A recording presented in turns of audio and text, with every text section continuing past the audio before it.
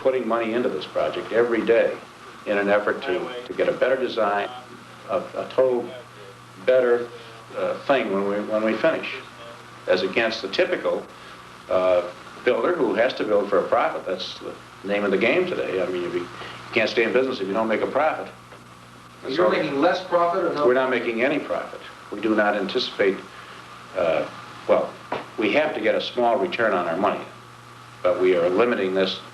The money that goes into this project will be held, the return on that money will be held to the lowest reasonable figure that we could possibly live with. When they take the neighborhood down, you have a barber shop. You're going to lose, you know, all those customers. They're moving out. Not all of them. Some will come back and get out of it, you know. But then the ones that have to walk, they won't walk, you know. I can't go out and buy the same type of home I got for the same money they give me. They pay me more than I paid for the house, but don't forget I fixed it a lot. And the price of housing gone up, so if I go out and try to buy another house for the same money, I can't do it, you know. One of the problems with redevelopment is that it forces people to change their whole way of living.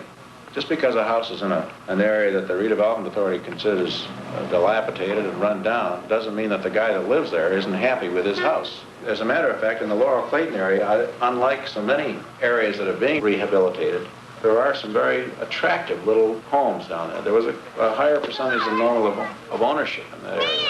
To do this thing right, the whole ball of wax had to be cleared. I don't think it's as bad as a lot of neighborhoods in our city. You know, as far as trouble or anything, we don't have any trouble that way. And people are neighborly. People you've known all your days, and as the different ones die or move away, you miss them. That's for sure. Come up here and get it. Come on. Merry Christmas.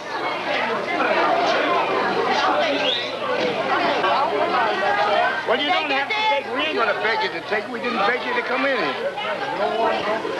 But I want you to know that one of the greatest contributors to your Christmas party is City Councilor George A. Wells. We've been coming down here a long time, and we know the work that these fellows are doing, and we hope you all have a great time today. Efforts that I gave Santa Claus something, I didn't. Santa Claus gave me something. Good boy.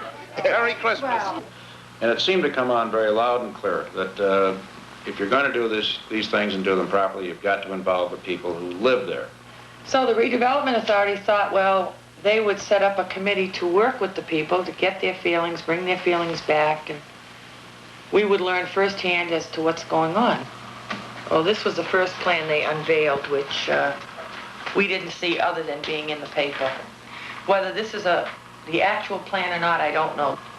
Well, if we are the liaison committee, we have to be there so that we can keep the people informed. Otherwise, we're useless. We're wasting my time, your time, and Bert's time. And Reverend Hargrove, who has many things to do, George, who has other things to do. It's kind of foolish to be sitting here worrying about what's going on, and they come out with an article in the paper that we can't answer for. And yet you hear people so many times say, as long as we got effective communication, I don't know what they call effective communication. There's no doubt that the State Mutual's lines of communication broke down in this effort. There's no doubt about it. Wherever in Worcester there are problems, they are my problems and your problems. We must participate. This is not only good business, it is essential for the social welfare of this community. Some of the old buildings were very nice. There was a certain kind of harmony in the materials.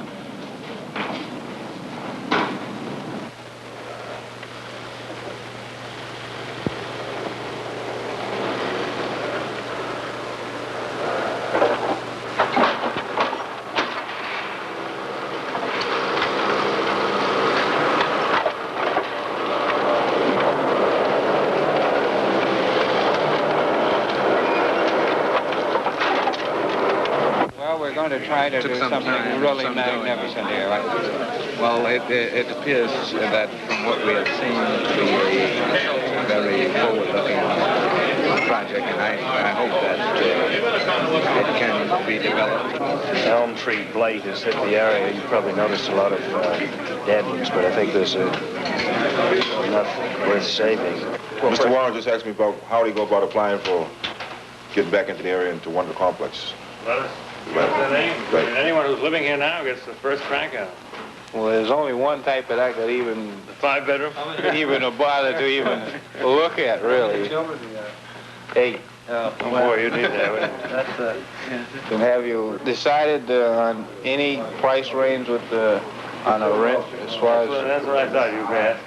Well, hey, you may as well give some idea now. No, that's our problem. What the actual dollars are, I don't know, but under what they call the 236 program, the government picks up about a third, as it works out, a third of the rental.